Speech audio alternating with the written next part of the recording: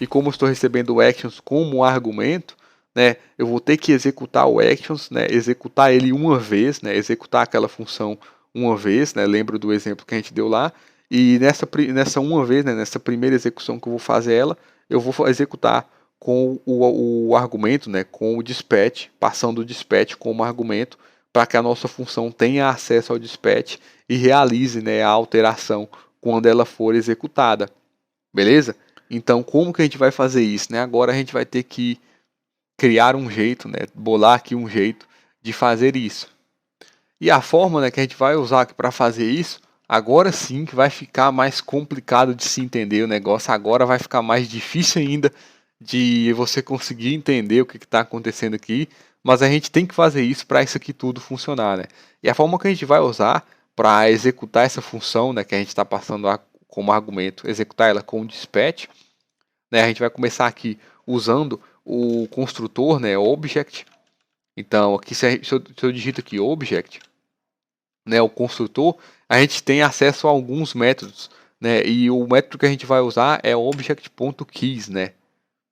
Então, aqui object.keys, eu vou passar aqui como argumento o nosso objeto, né, que objeto que é? O objeto actions, né, porque se a gente olha aqui no data context, o actions, né, que é esse segundo argumento, ele é, na verdade, um objeto, beleza? Então, eu vou passar aqui, né, object.keys actions, e ele vai retornar para a gente uma lista, né, uma lista com as keys, com os nomes dos parâmetros desse objeto.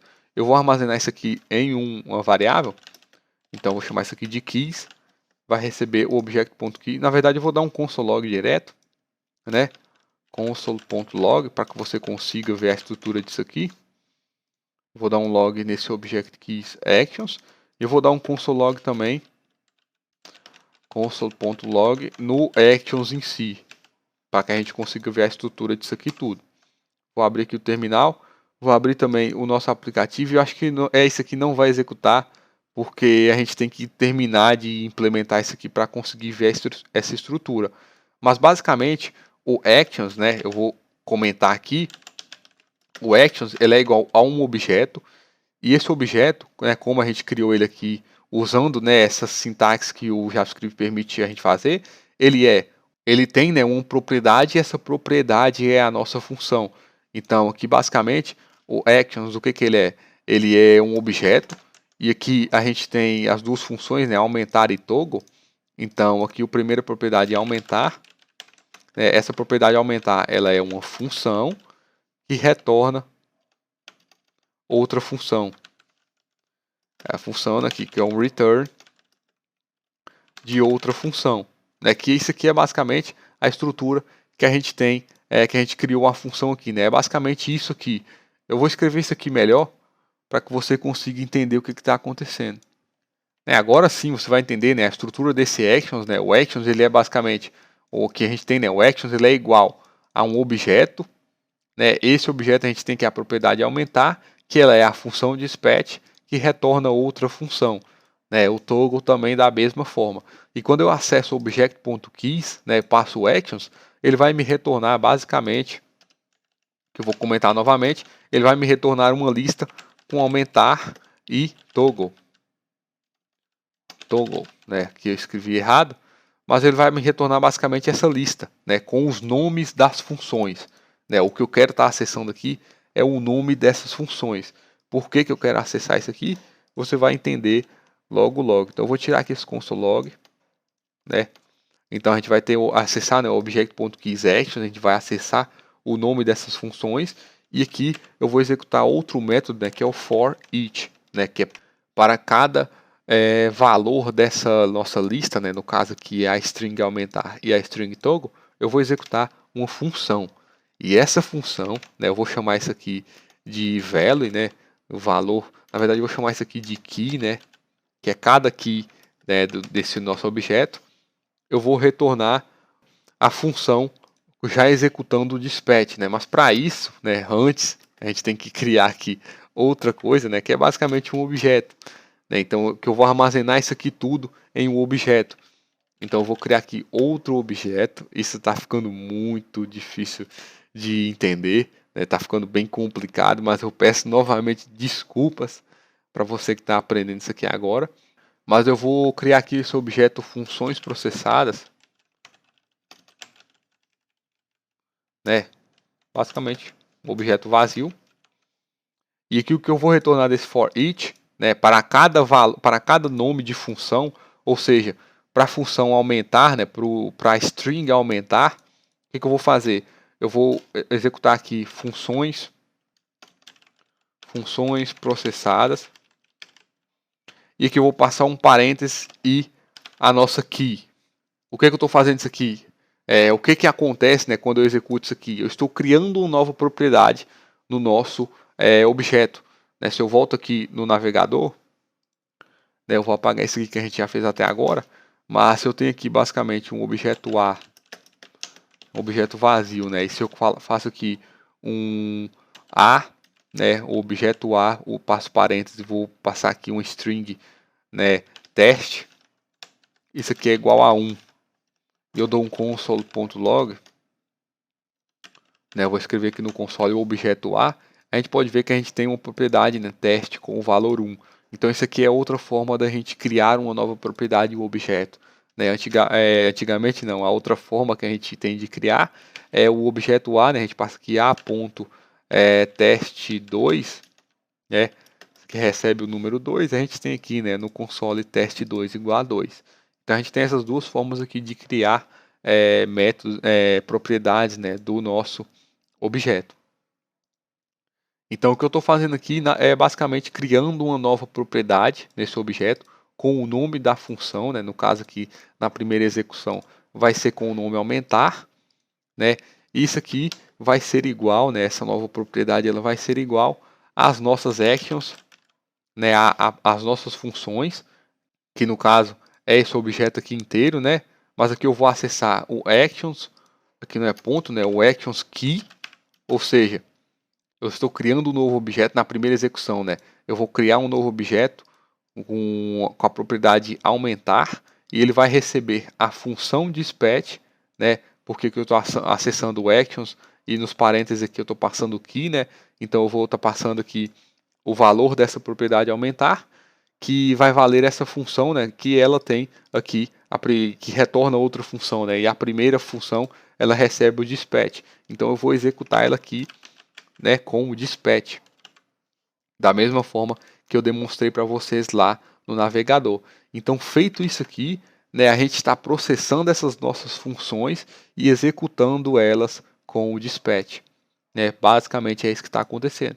E quando eu executo elas com o dispatch, né, eu já estou armazenando nesse nosso objeto funções processadas a segunda função, né, a segunda função que ele retorna, que no caso, né, é isso aqui que eu estou selecionando. Beleza? Então, após fazer isso, né, após executar as nossas ações, né, as nossas actions com o dispatch, agora sim as nossas funções estão prontas para serem executadas e realmente alterar, né, o estado da nossa aplicação. Então, aqui no context.provider, né, no valor eu vou passar o state, né, que é o estado atual da aplicação, e eu posso passar aqui o funções processadas, né, basicamente, que é esse objeto que a gente acabou de criar. Mas para na hora de acessar, né, a gente não está acessando funções processadas, ponto aumentar, né, ou funções acessadas, ponto toggle, né, para acessar realmente a função, eu vou usar aqui o spread operator, né, para a gente tirar esse objeto funções processadas e expor aqui no nosso provider somente a função aumentar e toggle e as outras funções que a gente desenvolver. Beleza? Então, eu vou apagar aqui esses comentários, né? Vou apagar esse console log também. Agora a gente não precisa mais dele, né? Eu já mostrei para vocês a estrutura. E vou salvar aqui para a gente reformatar, né? E basicamente é essa a estrutura que a gente está procurando, né? Para esse arquivo create context. É isso aqui que vai automatizar a criação do nosso context e tornar bem mais prático, né, o uso do context API. Então, se a gente volta aqui no data context, a gente tem aqui, né, a função, os métodos, né, as funções, e a partir do momento que a gente usa, né, essa função que automatiza a criação do context, a gente vai usar essa estrutura aqui, né, de função reducer, né, a gente cria a função reducer, cria aqui os métodos nessa mesma estrutura, né, uma função que retorna outra função e executa o dispatch, e a gente exporta aqui no final, né, o context e o provider, né, a gente dá um export default dentro de um objeto e executa aqui a função, né, create context com reducer, as nossas funções, né, a gente não pode esquecer de sempre que a gente cria uma nova função, a gente tem que passar ela aqui dentro desse objeto e também o initial state. Beleza? Então, feito isso aqui, tudo funciona agora. A gente só tem que fazer mais uma alteraçãozinha, que é agora a gente está exportando, né, um objeto com o context e o provider. Então, a gente tem que extrair isso aqui lá na hora que a gente importa isso aqui lá no app.js. E também na tela home, né? Então, aqui no app.js, a gente pode importar aqui, né, do data context, como a gente está dando um export default aqui, né? A gente está exportando esse objeto. Eu posso ou chamar, dar um import aqui, né? Eu posso chamar isso aqui de o mesmo nome do arquivo, né? Data context, que é onde a gente criou o context, né? Eu posso chamar isso aqui de data context, né? Eu vou importar. E aqui no provider eu posso estar usando data. Aqui eu escrevi errado, né? Data context, né? E aqui no provider eu posso estar usando data context.provider, ou também, né, para ficar mais prático ainda, aqui no nosso data context, ao invés de eu exportar como default um objeto, eu posso exportar, fazer um export padrão, né? Exportar aqui o export const, né? Exportar como uma variável, né? E aqui agora a gente vai importar essa variável, como a gente está usando aqui o destructor, né? Na verdade, não é uma variável, né? A gente está usando o destructor no context e o provider. Então, na hora de importar aqui no app.js, eu vou usar os parênteses, né? E aqui eu posso pegar somente o provider, né? Da mesma forma que a gente estava fazendo antes. E assim, né? Dessa forma eu acho até melhor, fica bem mais prático de se exportar. E também aqui na tela home, né? Que é onde a gente usa o context, né? A gente vai importar esse context, né? Usando aqui, a gente não precisa mais do provider aqui, né? A gente usa só os parênteses, né? E extrai somente o context, porque a gente exporta aqui, né? Usando destructor. Então eu vou salvar aqui o data context, salvar também no app.js, aqui no home também, né? E que a nossa aplicação ela já recarregou, né? Só que agora se eu pressionar esses botões aqui, né? Não vai funcionar, porque eu tenho que acessar esses dados aqui, né? Da forma que a gente está exportando lá. E a gente está exportando, né? Se a gente olha aqui no Create Context, a gente está colocando aqui o state e as nossas funções, né? As funções processadas. E aqui no caso é a função aumentar e a função toggle. Então eu posso extrair isso aqui, né? Na aula passada eu chamei isso aqui de actual state, né? E usei aqui actual state.state.value, mas a gente pode também usar destructor nisso aqui tudo, né? Eu vou pegar aqui o state, o aumentar, né? Que é a função, e também o toggle, que também é outra função. Então, o state é o estado atual, né? Um objeto que indica o estado atual. Então, eu posso apagar, né? Aquele actual state que eu estava fazendo referência. E aqui, ao invés de actual state.dispatch, né? Executar isso aqui tudo. Agora a gente não precisa disso mais.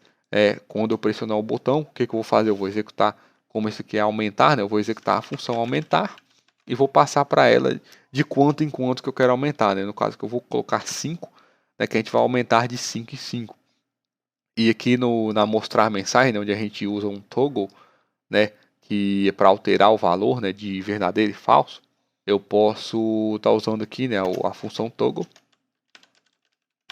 E aqui eu vou, para mostrar a mensagem, né? Eu vou dar o toggle aqui para true. Eu vou alterar esse valor para true.